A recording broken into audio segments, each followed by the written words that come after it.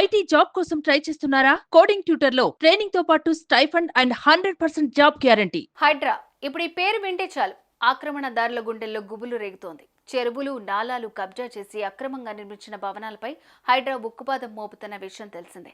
అయితే నగరంలో చాలా చోట్ల హైడ్రా అధికారులు కూల్చివేతలు కొనసాగిస్తున్నారు. ఇప్పటికే మాదాపూర్లో ఉన్న సున్నం చెరువును ఆక్రమించి నిర్మించిన ఇళ్లను సైతం నేలమట్టం చేశారు. ఇక్కడే కాకుండా బాచుపల్లిలోని మల్లంపేటలో కూడా అధికారులు కూల్చివేతలు కొనసాగిస్తున్నారు.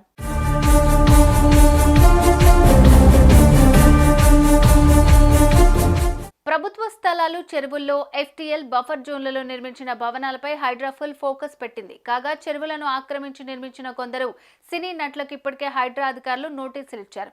తాజాగా ప్రముఖ నటుడు మురళీమోహన్ కు సైతం అధికారులు నోటీసులు ఇచ్చారు.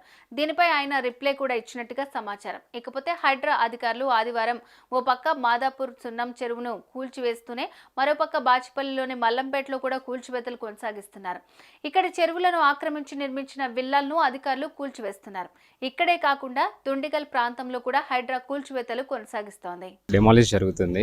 పాపం తను చాలా లోన్ తీసుకొని చాలా బాధపడుతున్నట్టు డిమాలిష్ చేస్తున్నారు. అమ్మినప్పుడు ఎవరు దీన్ని ఎఫ్టీఎల్ బఫర్లో ఉందని కానీ చెప్పి ఎప్పుడు ఇక్కడ బోర్డ్స్ కానీ నోటీసెస్ కానీ ఏం లేవు.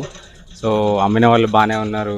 బిల్డర్స్ తర్వాత పర్మిషన్స్ ఆఫీసర్స్ ఎవరైతే ఇచ్చారో అది అందరూ బాగానే ఉన్నారు. ఇప్పుడు లైఫ్ అంతా పెట్టి లోన్ తీసుకున్న పర్సన్ అక్కడ ఏడుస్తూ చాలా సఫర్ అవుతున్నాడు.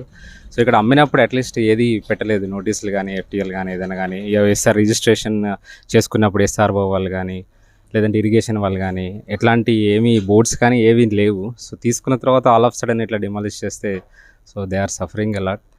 సో దీన్ని ఒక పాలసీ ప్రకారం ఎవరైనా నష్టపోయిన వాళ్ళకి కంపెన్సేటివ్ ఏదైనా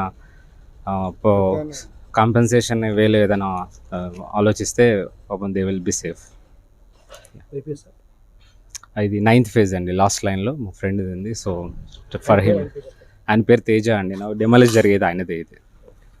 అయితే ఈ వరుస కూల్చివేతలపై పెద్ద ఎత్తున నిరసనలు వ్యక్తమవుతున్న విషయం తెలిసిందే. ఈ క్రమంలోనే స్పందించారు హైడ్రా కమిషనర్ రంగనాథ్.